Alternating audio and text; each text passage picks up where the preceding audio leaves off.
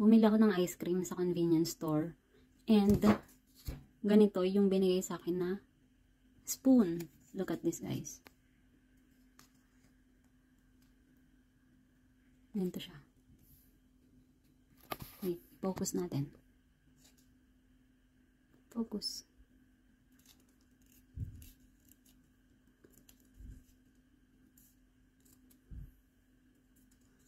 And then, may spoon ka na. Pwede mo nang gamitin dito. Wait lang, open natin to. Look at this, guys. Medyo matigas yung ice cream ko pa eh, kaya tingnan mo. Very eco-friendly. And itong lalagyanan din nila, ano lang din to, made of paper. Galing, no?